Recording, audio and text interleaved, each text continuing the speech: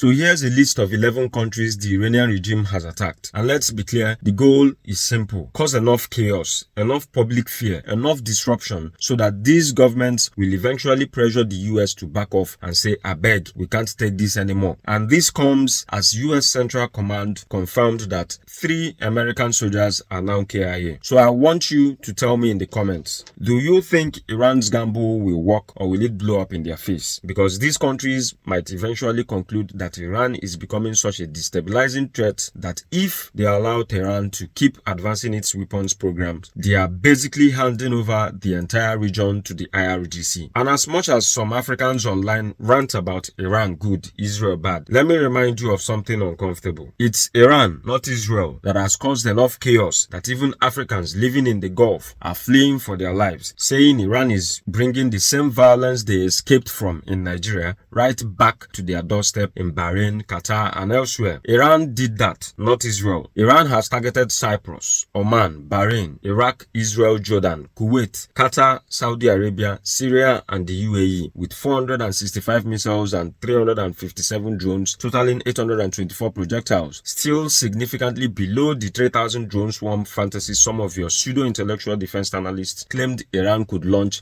in one salvo to sink an American carrier. Yet after all this destruction, civilian infrastructure hit across multiple countries, some of you still think these nations will view the IRGC as rational actors, deserving of more long-range ballistic missiles and possibly nuclear weapons. So the same MBS, the Saudi crown prince, who literally called the Ayatollah the Hitler of the Middle East, will suddenly look at the increased number of missiles Iran fired at him and say, "You know what? I misjudged him. He's actually the hero standing up to the evil Americans and Israelis."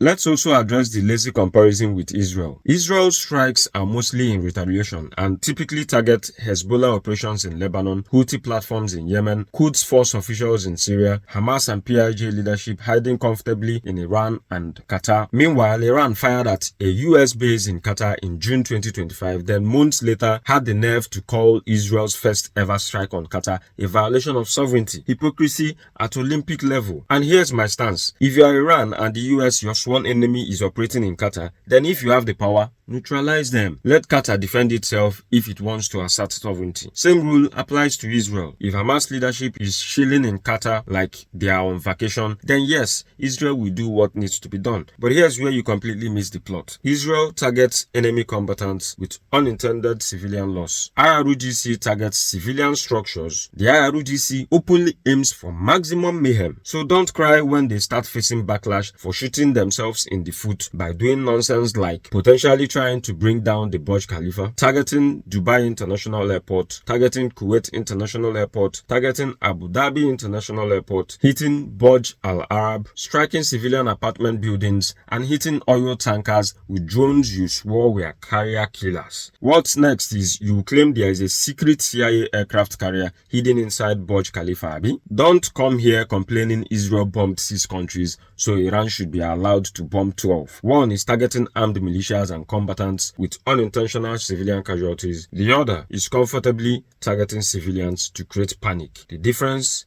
is night and day.